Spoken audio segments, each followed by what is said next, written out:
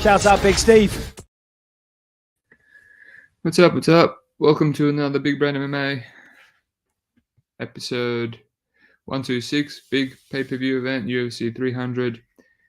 We are going to attempt to make some money this week, betting MMA like every week. Did we make money last week? Yes, we did. Just around $2,000. Most of it on Varela, on KSW. It was $3.15.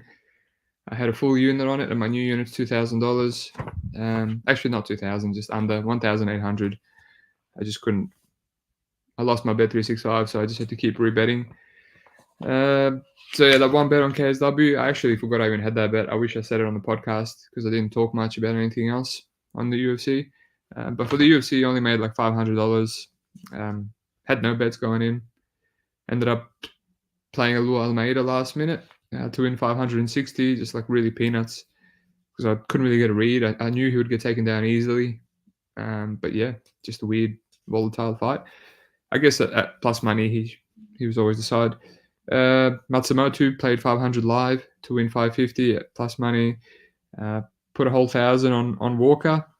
When he went up to almost minus 200, I got tempted by that price. And then I thought he looked like shit, so I live bet 2,300 on Bresky to win 858. Not even cover my whole stake, so I was really praying that he won there. So yeah, in the end, I just ended up with $476, just under 500. And I had Curtis live 300 to win 800 and something after round one when the line was much better, which I said I'll do on the podcast.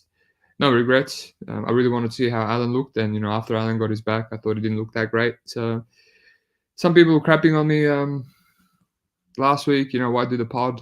I'm mostly one idiot. Why do the pod? It's you have no bets, but literally don't regret passing on anything, right?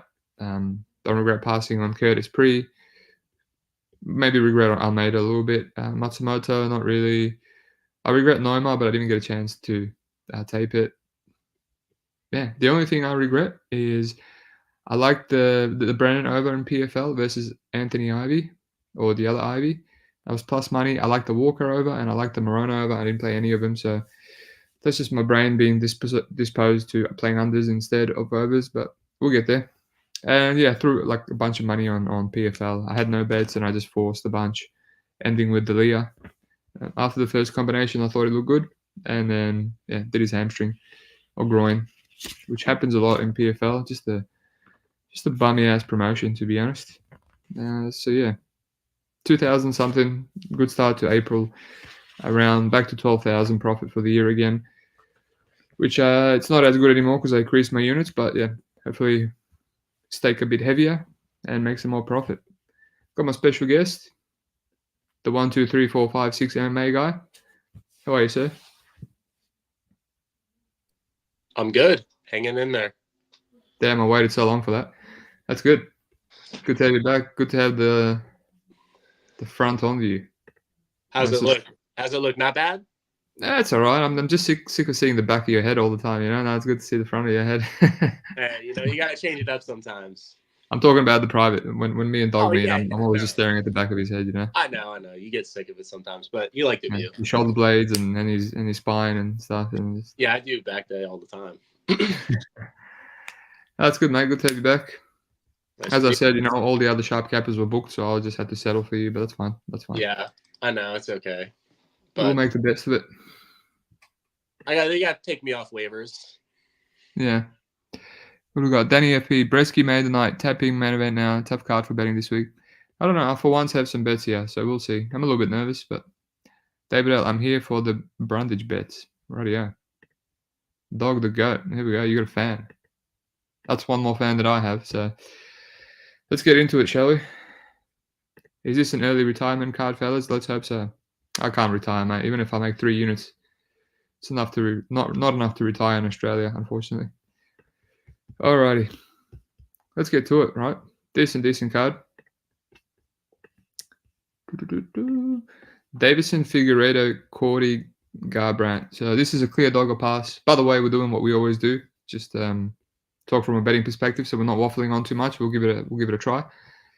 Clear dog or pass. I don't know how you can play Deiveson at this price. I personally think both these guys are washed. I didn't think I would like it, but I just got this gut feeling right before I even started tape. Wait a minute, I think this is a play. And then I went into it, and as predicted, I thought I would not like it as much. You just see Cody look like crap against Trevin, look like crap. I thought he looked like crap against Kelleher too, I'll be honest, until he got the kill. But that's what he's going to look like. He's going to run away. He's going to be really low volume, and he's going to react really bad to calf kicks and punches of all sorts. And then he might get the knockout because he's extremely fast. So, Deiveson, I wasn't impressed by his fight. I thought they gave him a guy I thought he was on like a 4-fight losing streak. I completely forgot about that Janos fight. But he's had the crap beaten out of him. Sure, Sandhagen didn't inflict any damage, but it's just like, man, 50-45 with just 0 get-ups. It's almost like giving up to me. So, yeah, he just kept falling over whenever Deiveson did anything. So, yeah, clear dog or pass. If this goes to a decision, how does Deiveson look 70%? I mean, I don't think he even looked 70% against Font, personally. Sure, he won 30-27, but that was a fight where nothing happened, and Deiveson landed a couple of strikes, wobbled him, and then in the other round, he just kept taking him down easily. So he's not going to be able to take Cody down. He will have to strike with him. They're both going to need big moments. There's a chance Cody can get big moments. Kelleher is relatively durable, man, and he put him out with one punch. So, yeah, dog or pass. Whether you're brave enough, it's up to you. But yeah, that's the only way I'll play this fight. Now it's your turn, sir. Yeah, no real interest in this one from a betting perspective. I was considering Garbrandt just because of the price, and then I taped it and can't do it. Getting his leg chewed off by Kelleher, really not a great look with Davidson's calf kicks. And then the Jones fight, it's like round 3. It's like the first punch he gets hit with, and he's immediately like, panic shooting into takedowns and possibly going to panic shoot into a guillotine here. The under is interesting. I haven't really done a bunch of thought. I haven't put a bunch of thought into the under here, but the under kind of seems like an interesting play. I feel like last fight we didn't really get to see much of Deiveson at this weight class because Font just looked so completely washed. Like, I don't even know if he could take an overhand right from Garbrandt. Like, do we know how good his chin is? I mean, he's not used to. He's fought a bunch of Moreno hits pretty hard, but Garbrandt, I'd have to say, hits much harder than Moreno, and his boxing's much better. So, I am interested possibly at the under here. Cody can die at any minute, and then he could probably kill Deiveson at any moment as well. Yeah, I haven't really thought about it. Minus money, I guess. It's just because it could be such a low output affair. That's my only issue. But yeah, he could dive into a guillotine as well. That's the other concern. Alrighty, let's move on. Bobby Green, Jim Miller. So, what a surprise this week. You did not have to wait till the end of the breakdown for my one and only bet. It starts right here. And I have 2/3 of a unit on Jim Miller.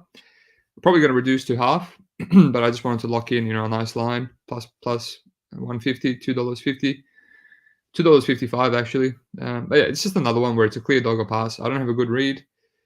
I haven't had a good read on Miller in a while now. But it's like you bet him against Gabriel Benitez because he's just a more durable guy. And even though Benitez is more technical, he just felt like his chin was going to give him up, and did. He just landing the much harder punches. And here it's like, Bobby Green is the better boxer. He's slicker. He's more durable than Benitez. So you can see a competitive fight. And I don't really know how it's going to go. But it's like, there has to be value, right? Bobby Green doesn't cover this line almost ever. Unless he just randomly jabs someone like Dawson and wins, ASAP. You look at his fights, Tony Ferguson. I don't think he looked good in the Tony Ferguson fight. Even when in the rounds that didn't get dropped, round 2 was competitive, and round 3 was competitive on the feet to Tony Ferguson. So he had to get a takedown to just maul him on the ground, which I guess he could do here against Jim Miller, but I don't know. That's something he does every fight. But yeah, I don't want to overcomplicate it. I have a bet here. It just seemed like a no-brainer. If you're a narrative guy, Green was completely killed as well against Turner recently. And I mean, that's a worrying sign. I went deep into that fight. I hate when I go deep and I don't play anything. I went deep to see whether I like this plus money under, and I just passed. And then, of course, Turner won and the under hit as well, which I should have played both. So that's when I realized that Bobby Green kind of gets hurt a lot, even though he's durable. If he gets hit behind the ear, which Turner did, Poirier did it. Someone else hurt him behind the ear but didn't knock him out. Yeah, so I think Miller can get big moments here, even though Bobby Green's pretty durable. So dog a pass for me.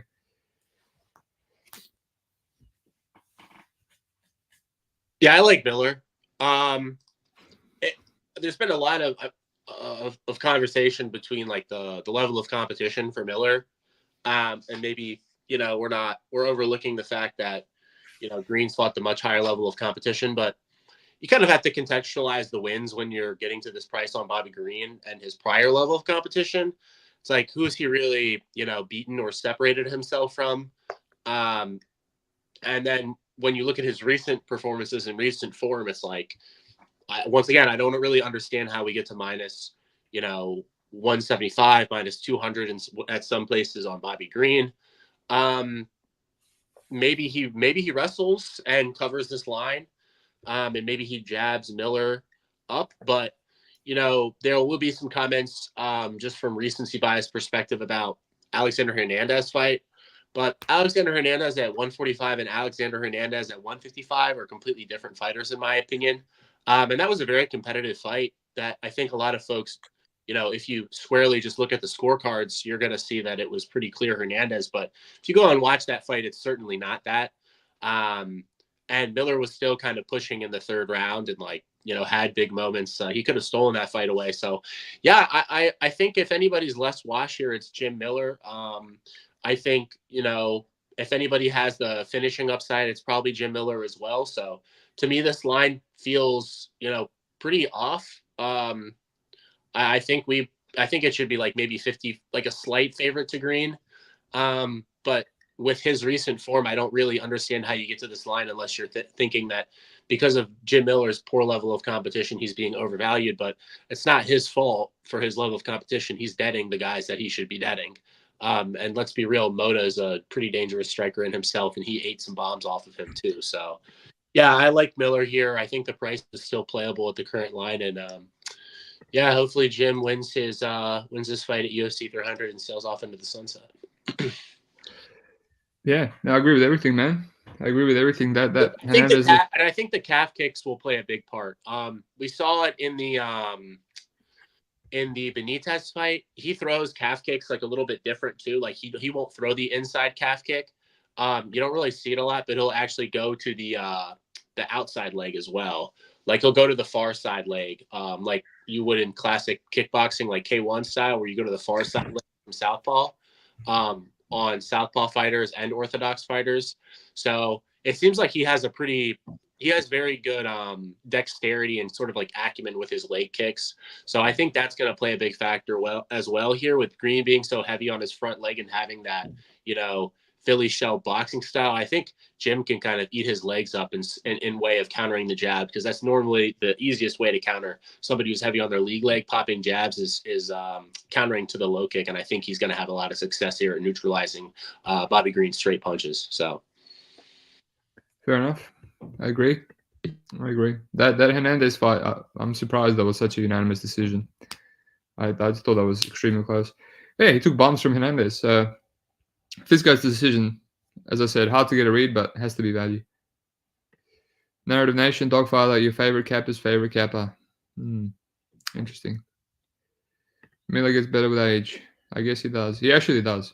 He went through a period where he looked completely washed, and now all of a sudden he's not. Alrighty, Jéssica Andrade, Marina Rodriguez.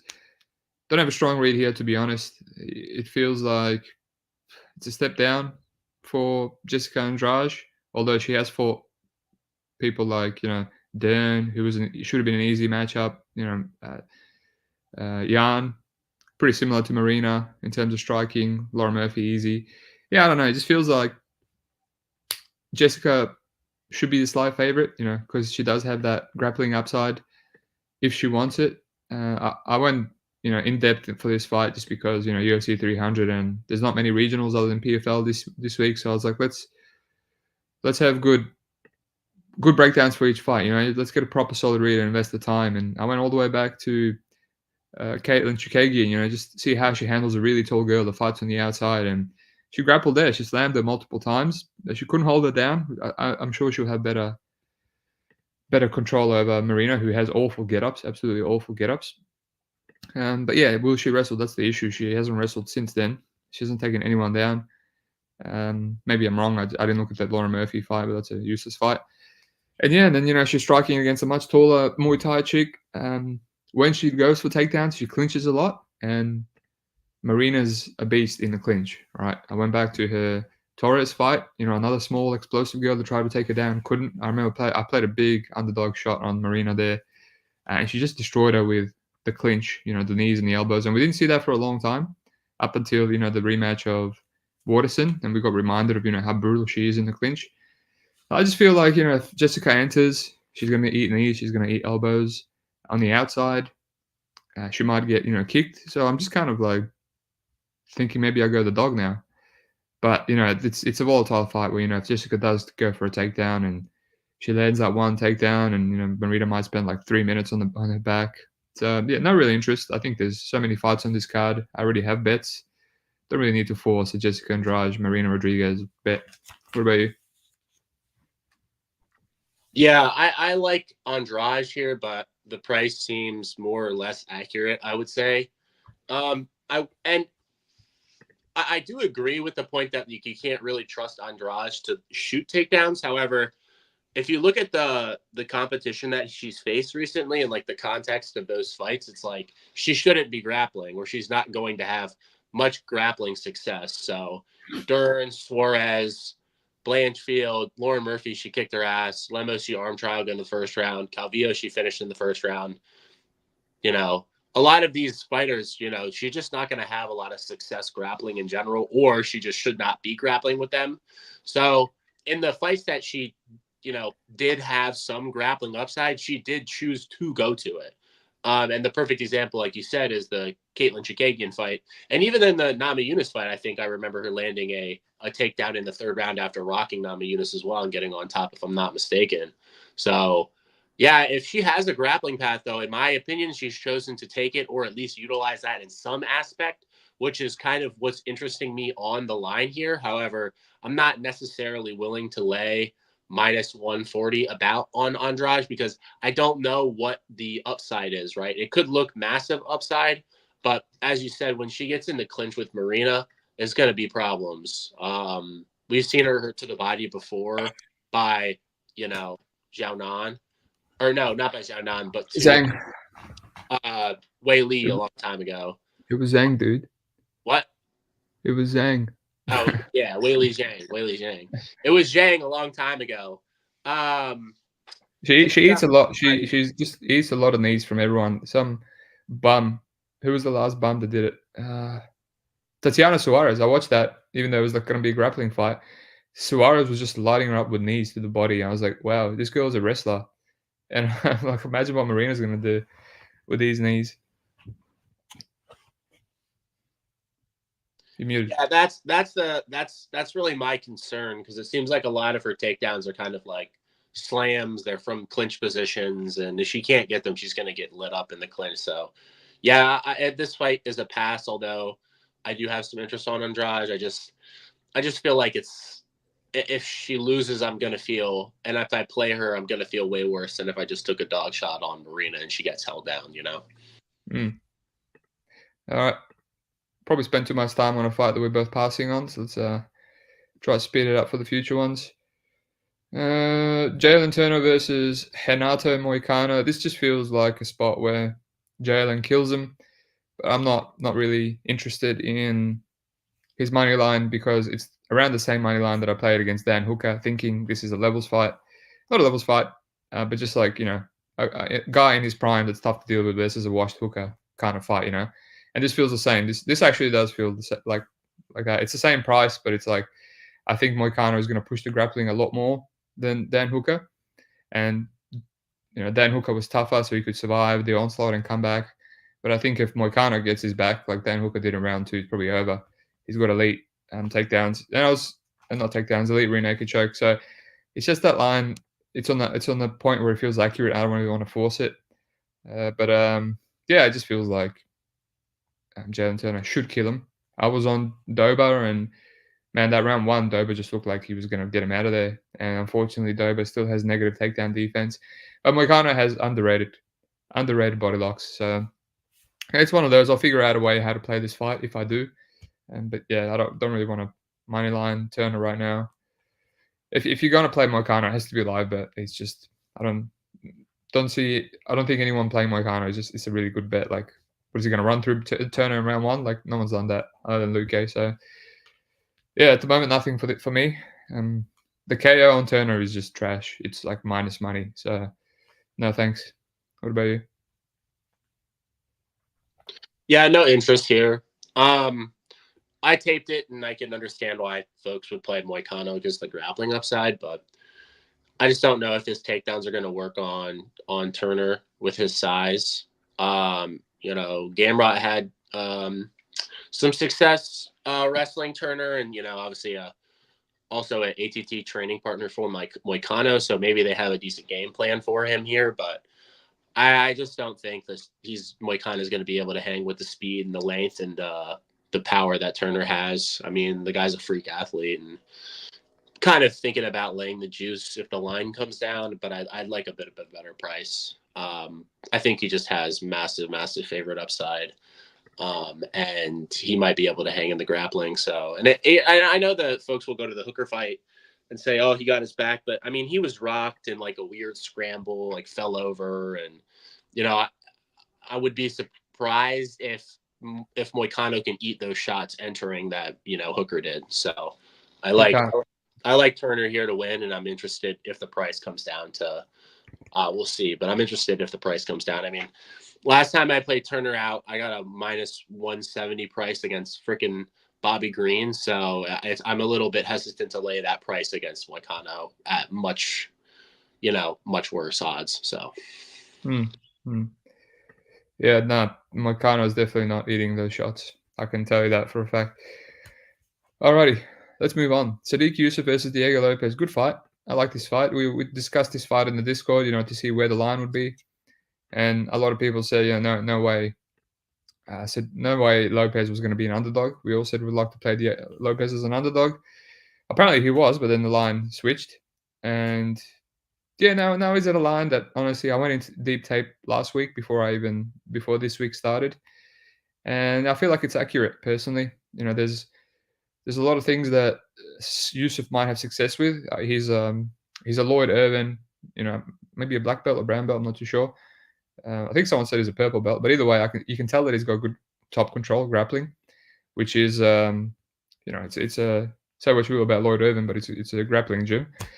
And you see him against Feely and a bunch of others. He can grapple. He absolutely mauled Feely with the knee on belly. Like, who do you see do knee on belly in MMA?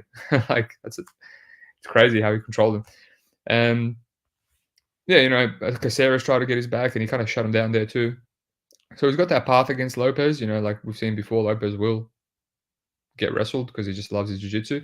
But I'm seeing him stuffing takedowns. He stuffed it against Pat Sabatini. He didn't want to get taken down, so maybe he's deciding, look, I actually want to stand and bang because he's got hands. His hands are underrated. He's got power. Watch a bunch of his fights. Watch how he handles calf kicks. It's definitely going to be there. He doesn't check kicks at all. He ate 5 rounds of kicks against this Richardson dude in Fury, and I will say he doesn't feel bothered by leg kicks at all. Right? I was just literally doesn't check him. Eventually starts to move out of the way when they start to bother him, but it just seems like he doesn't bruise up. It's crazy. He's got like a Mexican calf kick, Mexican calf durability, I should say.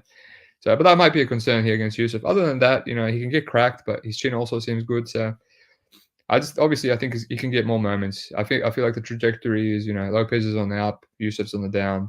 They want Lopes, in the rankings, and maybe finishing Yusuff is on UFC 300 is the perfect way to get into it. I've never been a Yusuff fan. I was really close to playing Barbosa. I just couldn't do it because Barbosa's a bit washed himself. So yeah, I mean, I guess favorite or pass, but I don't know. The line feels kind of accurate. I feel like Lopes should be slight accurate just because of his trajectory. What about you? Yeah, I agree. I think it's. I went into tape thinking Yusuff would probably have some value, and I don't know. It was a little bit underwhelming, to be honest with you. Lopes, like you said, he's just on a trajectory that seems like he's kind of destined just to kind of have just incredible performances, and the market seems to give us reasonable prices on him because they feel like his skill set is limited and he's more of a jiu-jitsu player, but he's very dangerous on the feet. He's got solid boxing. I think it's a little bit underrated in my opinion because it is wild, but when you kind of pair it with his durability and the danger factor with his jiu-jitsu, where if he does come and you're swinging on and he's swinging on you and you go to level change, you might get caught into something. So it kind of gives him the ability to be a little bit more wild than the regular fighter does because he's not necessarily concerned with you taking him down. So yeah, it's just hard for me to play this juice on Lopes when we got a much better price last time against Sabatini as well. Like I feel like everybody's sort of seeing, Lopes's hardware is pretty elite. And to be honest with you, I think he's making a ton of improvements. The Joe Anderson-Brito fight, granted he got stuck on his back, but to be honest, I think Joe Anderson-Brito probably kills. I wouldn't say he kills, but I think Joe Anderson-Brito probably. He kills him. He kills him in round one. Let's be honest. Yeah, to be yeah, I think Brito probably kicks the crap out of Yusuff, to be honest. So that's kind of how I feel about this fight. Nice. Sodiq, so much cleaner, better striking, hits harder. He doesn't have good striking defense at all, my friend. Hits harder, underdog line doesn't make sense. Yeah, well, hopefully some people bet him, I guess. They said that about Pat Sabatini last time too, and Tucker. So yeah, we'll see. Yeah, I don't know. I'm not a Sodiq guy. We got the boy Brendan Levis in here. Dogfather has such a nice aura. I think he might be hitting on you, mate. Diego by points, +475 seems wide. Yeah. Sodiq will cook. Cool. I hate to say it, my friend, but Sodiq doesn't have a chin either. Might actually be worse than this dude's. Alrighty. A fight we can not spend much time on, even though I know you have a bet on, but it's too bad. Holm, Kayla Harris. I don't even know if this fight might happen. Kayla Harris, she's never fought a bantamweight in her life. When she was a judoka, she fought at welterweight or higher. So, she's made featherweight in PFL once. And yeah, I mean, I guess that's close enough. And Holm did an interview saying, I'm not taking this fight if she doesn't make weight. It's like, this was after I spent some time taping it, so I wasted my time. But yeah, I know you have the over here. I guess that makes sense. I don't even know if a washed Holm could survive on the bottom. I know Aspen Ladd and stuff did, but I know there's not much footage of Holm when I was taping her submission defense and stuff for Mara Buena Silva. There's just not much at all. And Silva's got that ninja choke and stuff. But I think it's Kayla Harrison's going to have like the ground and pound, the mount. If she gets into mount, she's going to have the Brock Lesnar arm triangle. Yeah. So I just find it funny they couldn't get Brock Lesnar for this, the UFC 300, so because he was on 100 and 200, so they just got Kayla Harrison, his closest, next best thing. But yeah, I have no interest in this fight. It might not even happen. So go on, give us your take on the over 2.5. Yeah, I'm just fading Harrison inside the distance here. Holm doesn't have the best submission defense, but she does a pretty good job at defending takedowns, and like this is a step up from Aspen Ladd, like no doubt about it. Really? In prime Aspen Ladd. Oh, my bad, my mistake. Aspen Ladd, primed Aspen Ladd, just ready to go. Holm could be somewhat washed, but I mean, I think the age concerns with women's MMA, I think it's always, in my opinion, overstated because the level of athleticism and damage they take or require over their career is much less in men's MMA. So I found it as a pretty good betting angle to bet older fighters at a discount when they are better.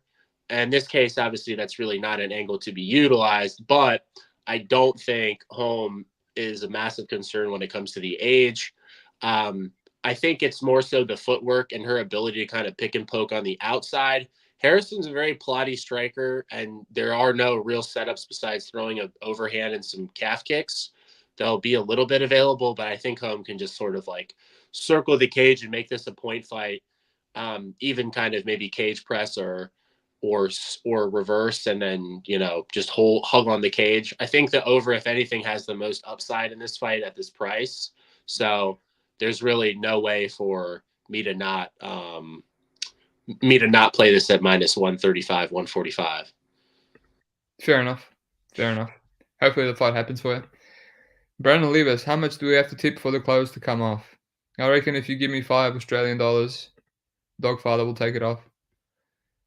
And you'll be my first donation. I don't even know if I can get donations on here. It said I can, but none of you stingy dogs gave me $1, so I'm hoping that it's broken, rather than my fans just being stingy. Alrighty, let's go. Kevin Kattar versus Aljamain Sterling. Look, I thought I would like this fight for betting, and I don't know, man. This is a clear pass. For me, anyway. I got two, I got Calvin, who I love to fade. At first I used to bet him and everything, back when he was coming through, and he looked like an animal against Ige and everyone. And that 1-2 was just killing all his opponents. But now, he's just a jab 1-2 merchant and can't really fight on the back foot. And he's coming off an ACL. So, and Aljamain Sterling moving up, he's not that big. He was big for bantamweight, but now he's kind of meeting another tall, lanky guy that's his match. And Kattar is usually good at shutting down grappling. He's given up 2 takedowns. I looked at them both. Fishgold kind of caught him by surprise with a double leg, instantly got up. And what's his name? Magomed Sharipov hit that beautiful, that trip that he does, the Sambo trip, which I don't think they counted. But then he got Calvin went for a switch knee at the end of round 3 and ended up on his ass. Same switch knee that blew his damn knee out against Allen. So he should probably take that out of his repertoire. Gets nothing good out of that switch knee. So yeah, never really taken down properly. So yeah, it's just a fight. I don't know, like the move up for Sterling. I know some people think there's this narrative where people go, "Oh, the guy that was big, he's not cutting weight. He's going to look much better." But I don't. A lot of the time, I feel the other way. I feel like it's not bullish at all. I feel like a lot of these guys that move up, they're old, and I just don't want to cut weight anymore. And I don't think Figgy looked good moving up at all. And I feel like Sterling, he's doesn't want to fight for the title at bantamweight anymore, and he's kind of just like doesn't want to cut weight anymore. I feel like there's a motivational thing, and a lot of these dudes look better at a lower weight class. So I don't know. He's not going to be the big guy anymore. Like his wrestling's not that great. It's all athleticism and how strong he is. So it could be just a weird fight where it's definitely a dog or pass for me. I'm not in a position. Don't like Aljamain Sterling at this line whatsoever. And if you're going to play Kattar, I'm just going to wait till live bet. This screams live bet. See how these guys look. See how the first takedown attempt looks.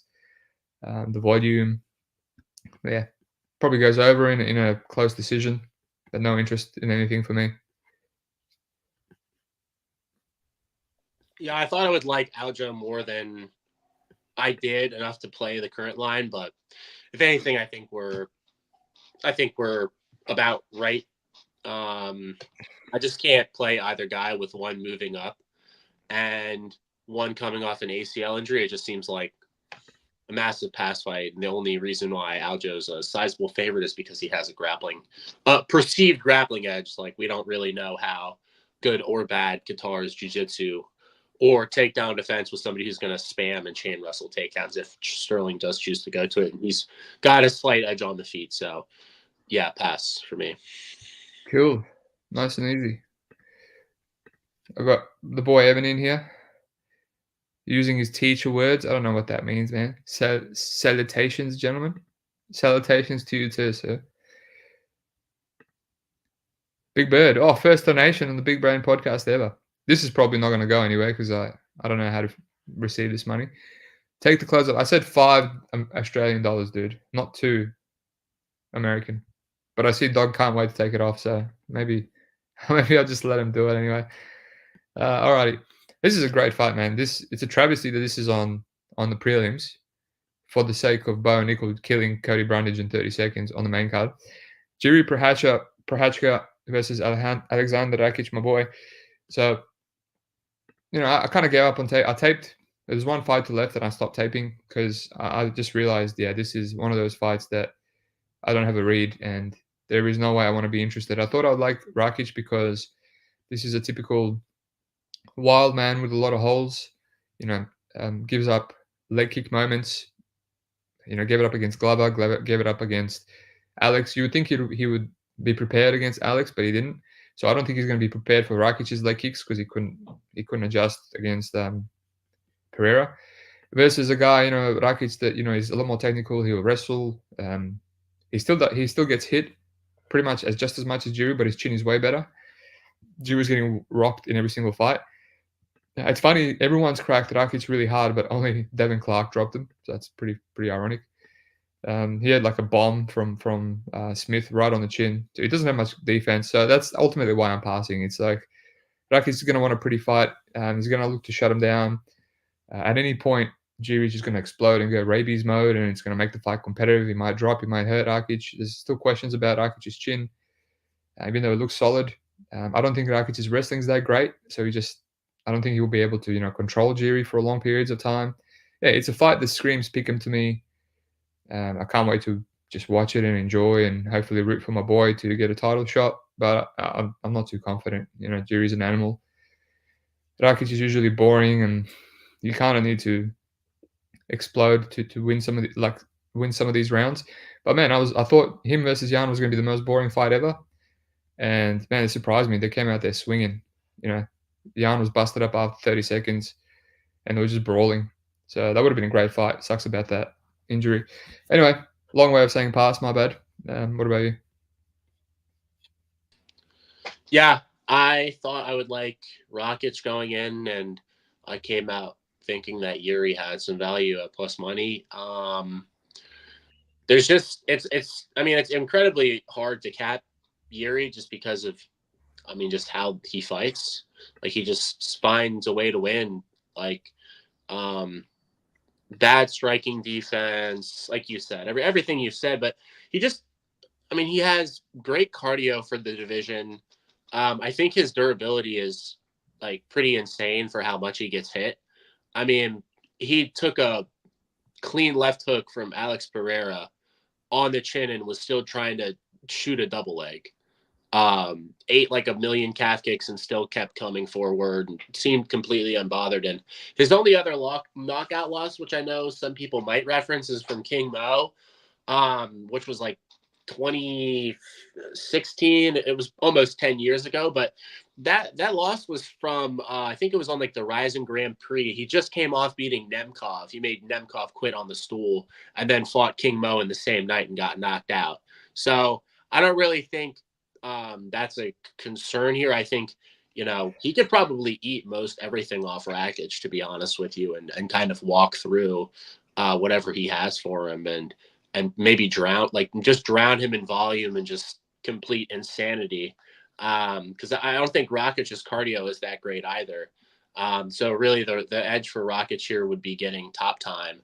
And that would be my only concern if I play Jiří here and he, Rakić just wins a minus. That wouldn't even be a minus EV decision because he's a slight favorite price, but that would just be kind of a tilting loss for me, right? If I play Jiří and he just kind of, gets double legged and lays on his back for, a minute, and Rakić lands some ground and pound and secures a couple rounds. So as much as I feel like there is value on Jiří, I just it's hard for me to get there with Rakić having some takedown upside and Jiří being so hittable. So probably it's a pass for me. Nice. I will say, I thought the same thing about Rakic's cardio, but I think his last fight was the best cardio he's ever had. He said, I was listening to a lot of interviews, obviously, because he's doing Serbian TV and shit. He said his heart rate was like the best it's ever been. And he's like, round 3, 4, 5 were going to be my best rounds. And he looked like he was fine after like wrestling. They were going to war. And he's like, that's why I'm cut about the knee. He's like, my heart rate and stuff, it was all cardio. So if he can come out like that, because he does slow down in a lot of his fights. And yeah, that's an issue. But who knows, man? Who knows after the knee? I agree, but I think the pace that Jiří can set is a little bit more frantic than what Jan's going to bring. So, they were brawling, man. They were fucking brawling. They were going kick for kick, punch for punch.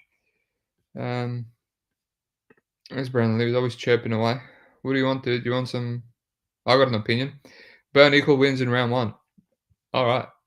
Should we move on? What a stupid fight this is. Yeah, nothing to play here. You can play Bo Nickal submission, or you can play KO, or you can play round 1 like I played 2 units on him against Pickett and sweated like $2,000.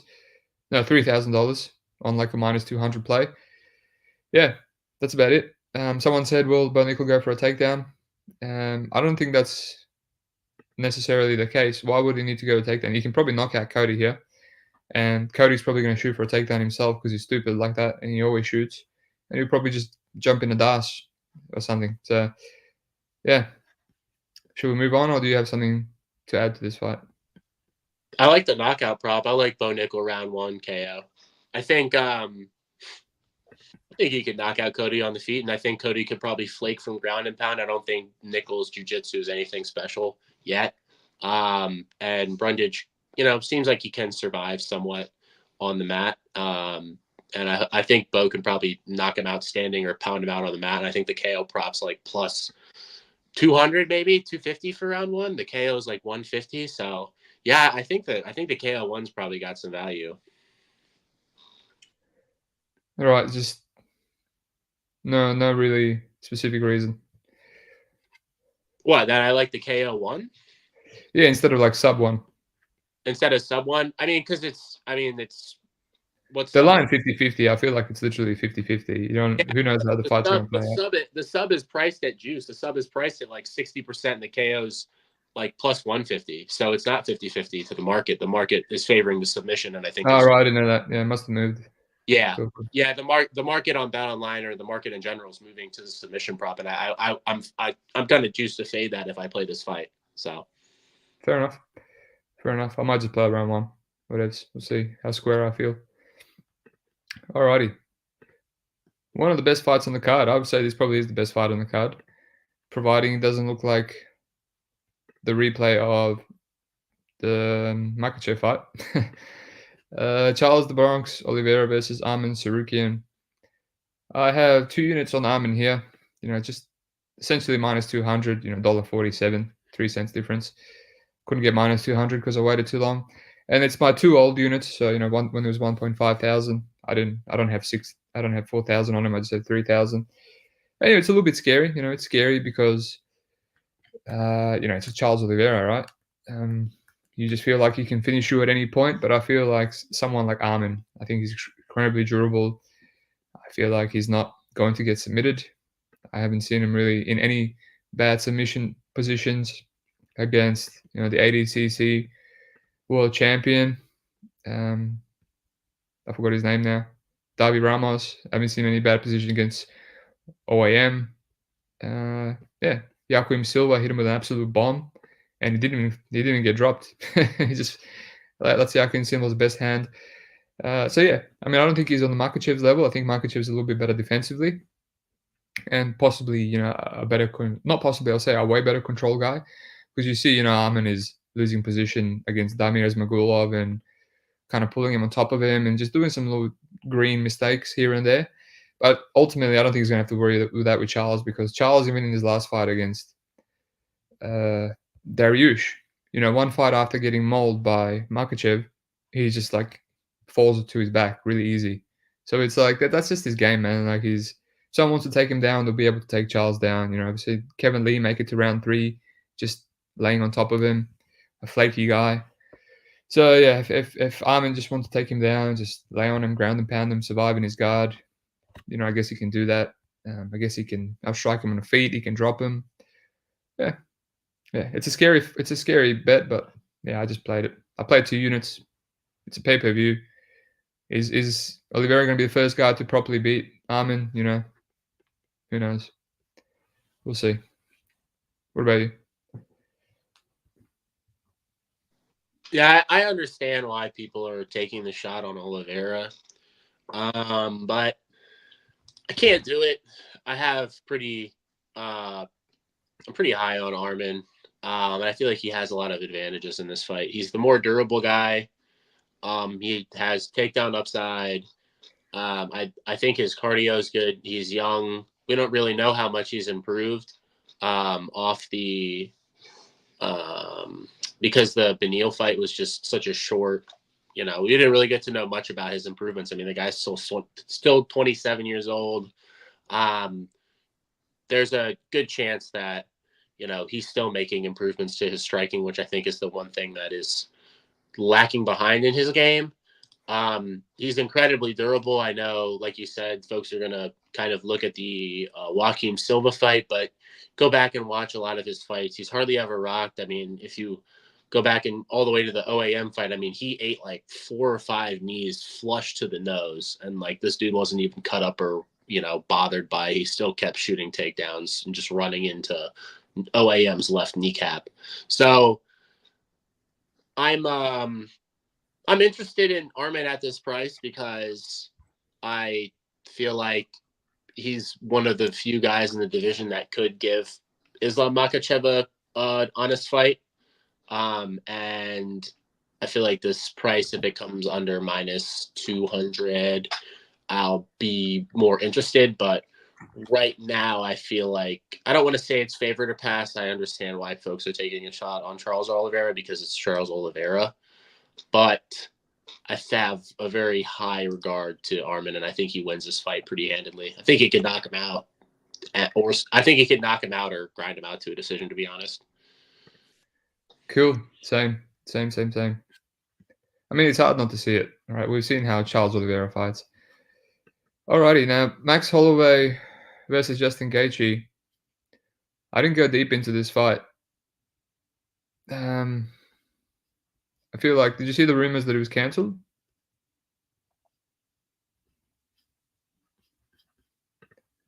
Hello? Yes. Let me look. I'm on my laptop. Let me see. Yeah, I'm looking. Yeah, I saw some bullshit about it maybe being cancelled, but either way, I looked at a couple of fights and I thought, why can't Gaethje just do what Poirier did back in the day? That sounds like a square take or just a base level breakdown of the fight. But I mean, Gaethje, in a weird way, I feel like Gaethje is still improving, man. I feel like he's still improving. And, Max Holloway, I feel like he's regressing. Personally, I think he's taking a lot of damage. And, yeah, I don't know. I just see a regression in Max Holloway. The way he's beating Allen and Yari Rodriguez and these dudes. I don't know.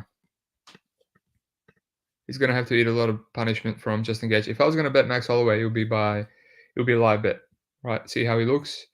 Obviously, it's a 5-rounder, so we've got plenty of time for him to come back into the fight. But yeah, I think Justin loves a 5-rounder too. This could be a war, but wouldn't be hitting a pre-man. I think Justin can just land something and absolutely kill Max for the first time. Didn't find anything? It looks like it's on. Yeah, I just saw something like last minute, and then it says it's cancelled on Google, but it says that's for the 14th of April. All right. Yeah, it actually says cancelled on Google. I'll share the screen. See here? Cancelled. Who knows? Anyway, do you have a breakdown anyway? Just we'll give it a quick one and move on. Yeah, I like Gaethje now that the price is coming down. I agree with you. I think he's made a lot of improvements and he's tightened up his game a lot. I think he has a lot of the finishing upside here, especially early. I think he has the ability to look like a massive favorite. He could chew off Holloway's calf, and I see some, like you as well, I see some regression with Holloway, and people talk about Gaethje being hittable. I mean, holy crap, Max Holloway is super hittable, and this will probably be the hardest puncher that Holloway's faced in a minute. So, yeah, I wouldn't be surprised if he's the first guy to put Holloway out or just beat him up. I feel like Gaethje's the side at the price. I think it's came down a lot. And if I feel like the tide is turning, then I can get off Gaethje. So yeah, I feel the same way as you, but I'm actually interested in playing the price on Gaethje now that it's coming down. Interesting. Yeah, I don't know how I feel about that much minus money in a striking fight. That's all right. I'll let it simmer. For me, I'm willing to lay that price at like -1. I mean, I think it's like -160, -150 now, but I think he has most of the finishing upside, especially early. I think he has like massive leg kick upside. He probably has a durability edge. So I think he has a lot of advantages in this fight.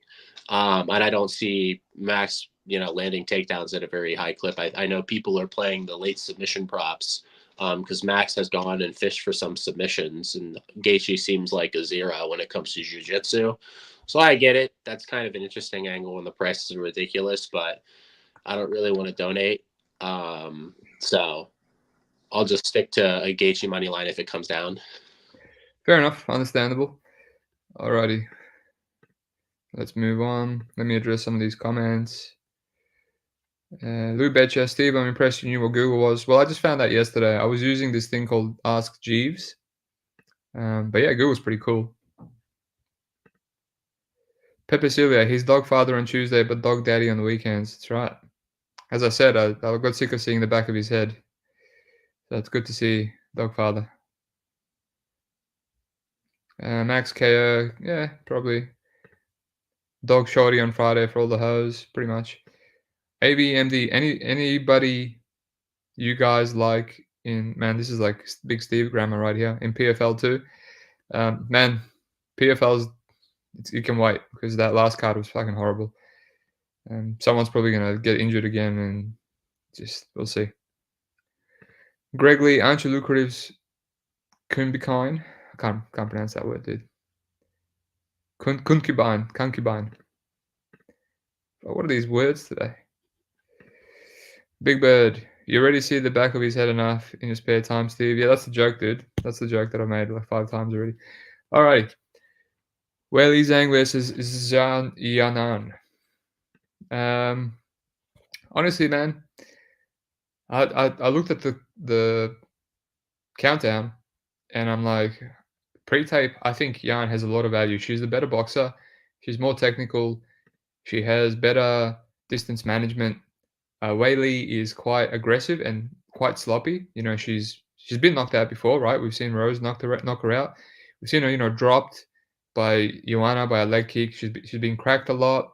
She went to a split decision in the first Joanna fight because she's so defensively responsible. She likes to be a buzzsaw, get in there and just brawl. It works for her because her hardware is like so extremely good. I think she has a good chin as well, despite what we've seen from Rose, that head kick.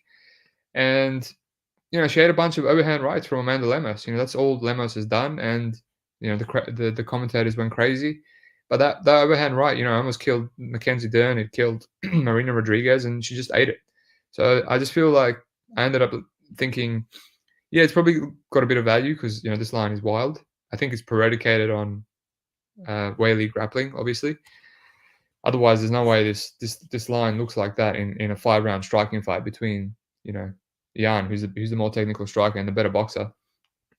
And yeah, I think Jan's improved her grappling as well, which we haven't really seen much. The Dern wrestling is pretty bad, but and she kind of survived and she can reverse Dern a few times. And she said that she's an alpha male. She's actually doing offensive grappling, where she can grapple and go for her own submissions. But yeah, I don't see why she can't survive here. I don't think she's going to get insta-subbed or beaten up to a pulp like Carla did to her. I think Lemos is a much worse bottom player. That's why I played Dern against her. She just had no get-ups when she was taken down in both rounds. She's a bit flaky to me as well, so it's a surprise that she survived that beating. I think Jan will survive much better, but yeah, I ended up feeling like it's a donation. In 5-rounder, if it was a 3-rounder, I think Jan could edge it. In a 5-rounder, like, I don't know how Zhang can't just hit a takedown. Maybe rounds 4 or 5. Jan seems to slow down as well a bit. Maybe if Weili slows down and then it's maybe 2-1, and then Jan can edge round 4 and 5 on the feet, stuff some takedowns.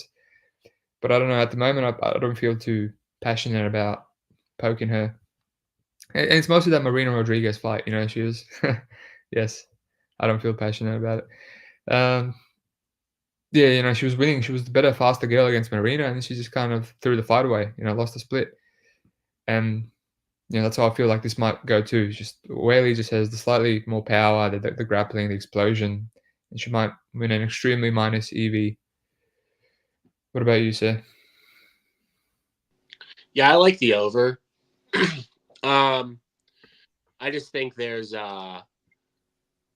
she's going to have the ability to sort of, skirt around the outside of the cage, and the Dern and the Esparza fight, fair. Yeah, they were both in the apex where, she doesn't have the ability to kind of like skirt the outside and stay out of range, which she does a pretty good job with.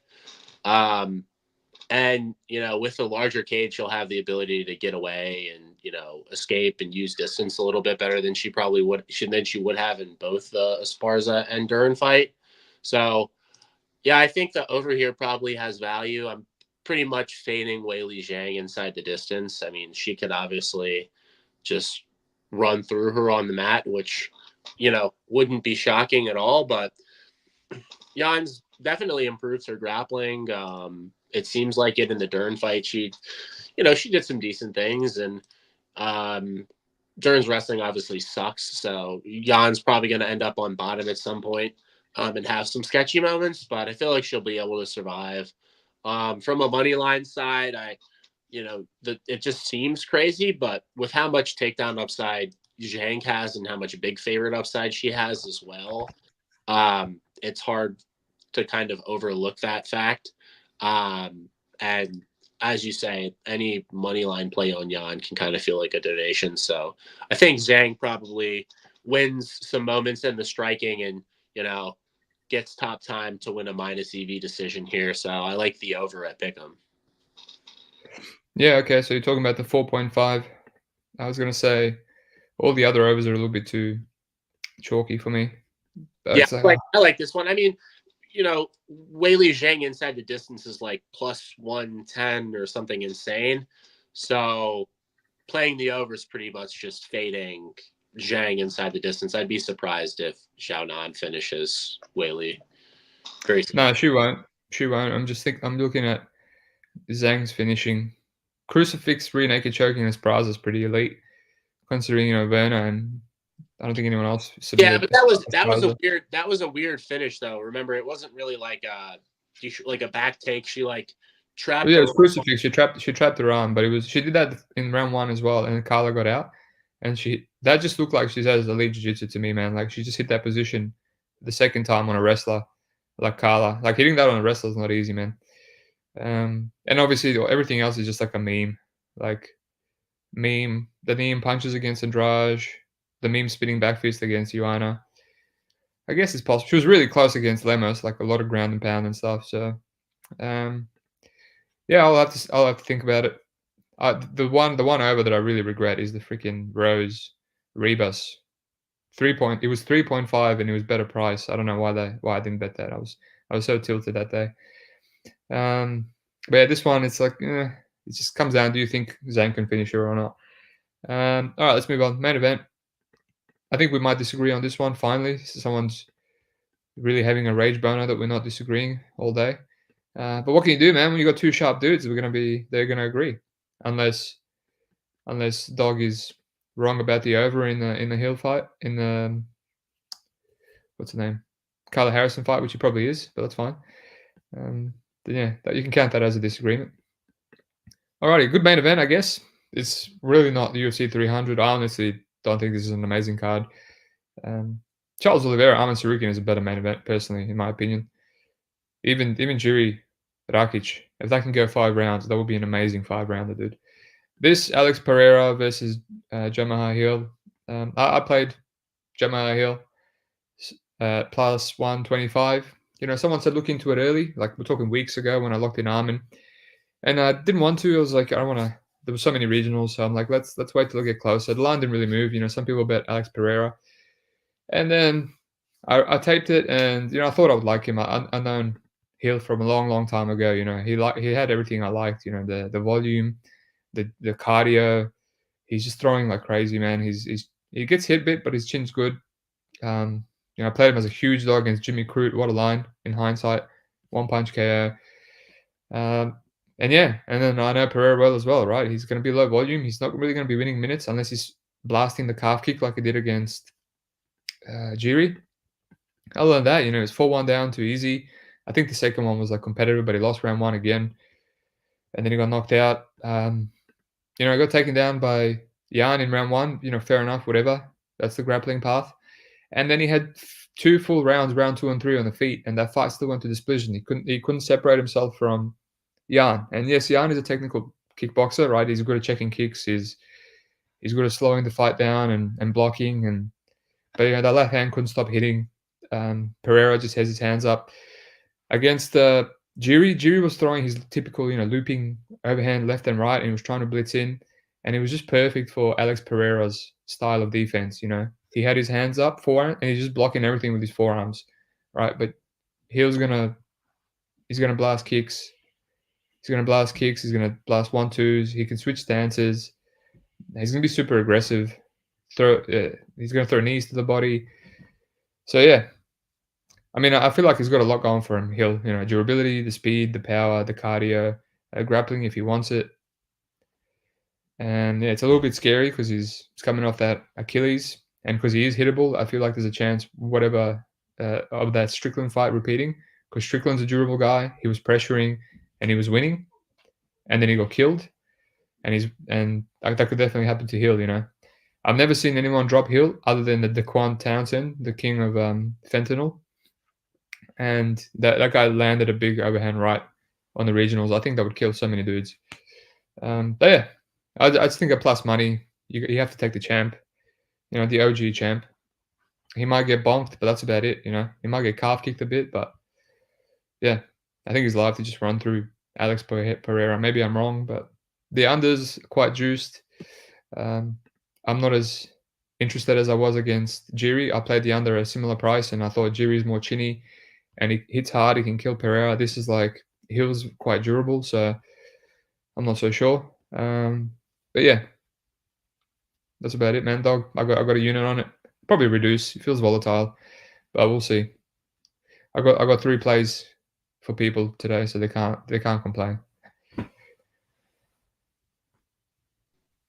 Yeah, I've gone back and forth with this one a lot. I originally thought I'd like Hill a lot more than I do. I kind of feel like it's a bit mush, to be honest with you. And so I went in and really, tried to figure out if I was missing something, because the market seems to keep kind of siding with Pereira whenever the line comes down. So there's just some things with Hill striking that,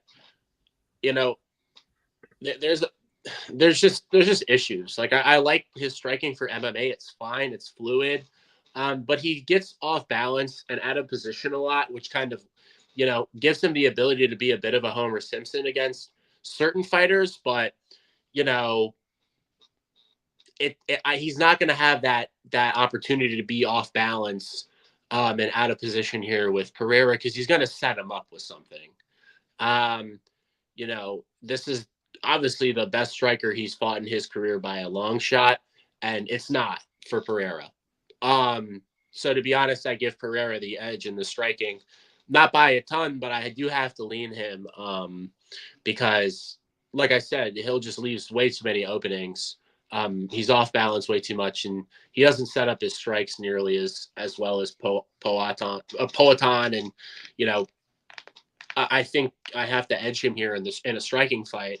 But then it comes down to cardio and volume, which, yeah, I lean Hill on the cardio for sure, and I guess the volume. But the issue is with his style, it's hard for me not to see him getting clipped here at some point. So I do think Pereira is probably going to catch him at some point. The more I watch Hill get out of position on tape, I feel like he's live to get set up here and hit with something. I think this is just there's a levels to striking fight. And, I did try to consider maybe there's an angle because Pereira doesn't seem to like southpaws. He had issues with Israel Adesanya when he would switch to southpaw, largely because both of his best weapons, that left hook, where he sets it up off the body jab or just the jab in general and calf kick, they're both set up and they're more utilized better in the orthodox stance, where the mirrored stance, he's not really, able to have those setups as available. So if Hill fights out of southpaw in this fight, I feel like that's where he's going to have his best success. And he will possibly have the ability to look value or look even like a favorite. But yeah, I just don't trust him with how much he gets out of position and how wild he can get at times. So yeah, I honestly think Poatin's going to probably catch him at some point here early. The guy just hits different. I mean, at the end of the day. That's fair enough. Fair enough. This is a silly take. Hilly did look sloppy against Glover. They look completely washed. Man, he made Glover look washed, dude. That's same old Glover. Glover looks good. Noticed too. Yeah, I mean, he was fat. He was fat in that fight, and he just put on one of the best performances, 50, 45, 44. Yeah, I mean, he just made, like, Glover, when he's fighting Jiří and others, he's, like, beating the shit out of him. But when you fight Jamo Hill, man, I think he showed that Hill is levels to Glover, which is something, right? So, hey, if he kills Hill here, I think that's his path. I want to say you should be just play Alex Pereira KO, because a few days ago I found it like 30 cents or more than 30 cents above his money line. So, and it's plus money by like 20 cents. How does he win a 5-round decision against Hill? I just don't see it. I don't see it. He's losing minutes all the time. Yeah, as Big Bird says, Hill will be winning minutes, simple as that. Left hook or bust. I mean, it's pretty much how Alex Pereira wins all his fights. Left hook, and he's losing up until he's not. That, and the one time he won a decision against Jan, he was one of the guys that's just awful at winning decisions. Just after round 1 and 2, just does nothing. Just completely cardio dies. Yeah, this is it. Dating piling. I know the man's distracted. You know how whenever you get some good piece of ass, your fighting career goes to shit. I'm talking crap. All right, my friend. You have 2 best bets for me here or not? Yeah, I like Jim Miller as my one that I would say is my favorite bet. And then probably the over in the Harrison and Holm fight. Oh no! Alrighty. I mean, I like the over in the co-main too. But yeah, I think the Holm Harrison over has a lot more big favorite upside. That makes sense. I mean, it's a lot less scary having Harrison on top of you rather than freaking Weili Zhang. All right, I'm gonna have to give my Arman. Arman is my favorite bet because it's 2 units. It makes sense. I mean, 145, $1.45. What is that? That gives him like 70 few percent. He could run through Pereira. If he looks like Makhachev, that looks 90%. So yeah, that one there. And I mean, I got Hill and I've got Jim Miller like you, but I'm probably gonna have half a unit on both. So there's a few bets I might lock in. I might lock in Lopes by finish or something. I might lock in Cody Garbrandt. Yeah, I'm not gonna overdo it. Arman is my favorite bet. So I'm interested in Turner. That out of everything that's left on the board here, probably. I mean, I'm honestly interested in Gaethje if the price comes down, but Gaethje and Turner probably for me that would be left, and maybe some Bo KO. Yeah. I might even do some. Fight ends in round 1 against Cody Brundage. That's exactly what I do with Pickett. Minus 200. Put a unit to win half a unit. Why not? Easy money. But yeah, thanks for doing the show, my friend. Anything you want to plug before I kick you out? No, but I haven't talked to anybody in the Discord about it yet, but I taped Patricky and Collard today pretty deep because it was sticking out to me, and I ended up liking Patricky more than I thought, so I have a bet on him. So, all right. I hate PFL too, so he's probably going to get calf kicked and die a round and a half. So, please fade this bet. All right. Well, that's what I'll be looking in as soon as I get off here. Gun to head, Diego KO or sub? I'm going to say KO, man, because I think it might be a better price.